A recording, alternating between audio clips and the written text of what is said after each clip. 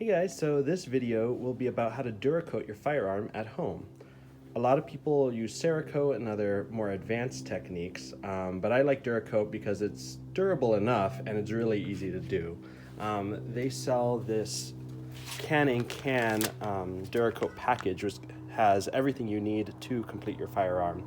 So it's really simple. These run around 50 to 60 bucks, and it's got everything you need. So the first thing you should do is strip down your upper, lower, and rail of your choosing to the bare aluminum.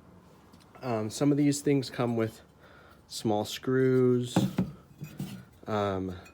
ejection port covers, other screws, more screws in places. You're going to want to strip these down to their bare components. Then you can choose basically whatever color you want. Duracoat all of these, and then if you want, you can just use black furniture and all the small parts come out black as well, and it looks really good. So the package comes with these three parts. You have the Duracoat and hardener in one. I'll show you later how to break the seal between the two. It's down here below. And then you have the degreaser. It comes with the degreaser itself and this pad. So you're gonna want to get all the grease off of your rail, your upper and lower, and that'll prepare you for applying the paint.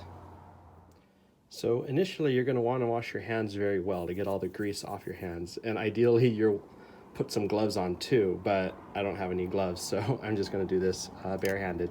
But I've really washed my hands really well. You wanna get all the grease off. And then use the degreaser and just spray on some places. And then you just kind of rub it.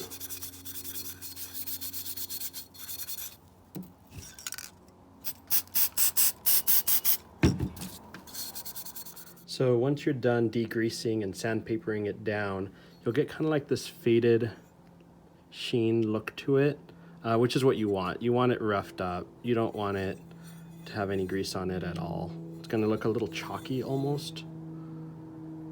That's exactly what you want. Preferably do this as soon as you get the receivers. If you do it on used receivers where there's oil, I mean, if you've used CLP to clean it and everything, it's really hard to get that off. So I definitely recommend buying new receivers, buying new rail, and then immediately doing this. It comes out best. I've done it with a used upper, and all the inside just kind of breaks off. It doesn't look too good. So the next thing you'll want to do is activate your Duracoat paint. I'm doing the Magpul Flat Dark Earth. So the instructions say that you need to shake it for 3 minutes. Then you remove this red cap. That goes in under here. You pop it in there. That releases the hardener, and then you shake it again for 3 minutes again. And after that, it's ready to spray on your receivers.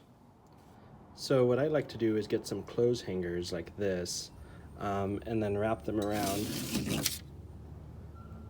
the receiver like that, and the front or in the back as I apply my paint. I'll show you that soon.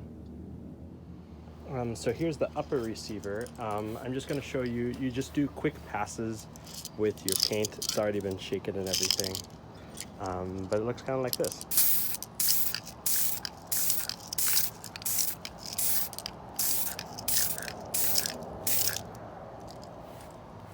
All right, and the first coat you want to do just kind of a light coat, you know, and then I hang it up to dry. Let me show you that. So I usually set up something like this where I have them hanging. That's why the clothes hangers work well too. And they just kind of hang them in the sun to dry between coats. So what's also important to do is to get paint on at both angles. So right now you saw that I painted in this direction, top to bottom, or I guess back to front of the receiver. What you'll want to do is hook it on the other side so that the next time you paint it, you can get passes from this angle so that you can hit all the nooks and crannies. Otherwise, places like that front part, like you could see on that last pass, got no paint whatsoever. It's basically black. So when I do different passes, I go back and forth between the two.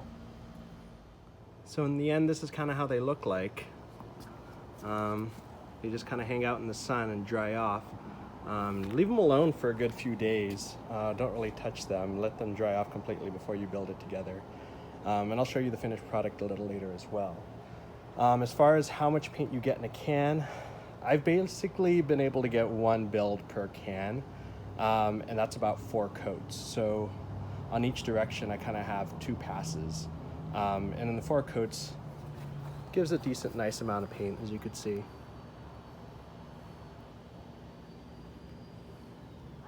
And the flat dark earth matches Magpul quite well. So this is the finished product. You could see the upper, lower, and rail are flat dark earth Duracoat that I Duracoated, and you could see that it matches very well with the Magpul furniture as well. This is why I like using that Duracoat paint. It matches super well. But as you can see, doing it like this, oh, there's my cat.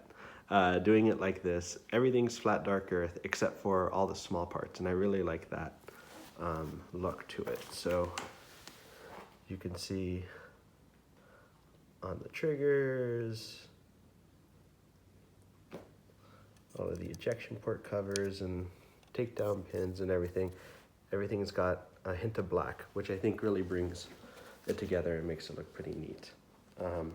That being said, let me give you a look at another build that I did so you can see how you could do other colors. So this is an example of another build that I did with Duracoat.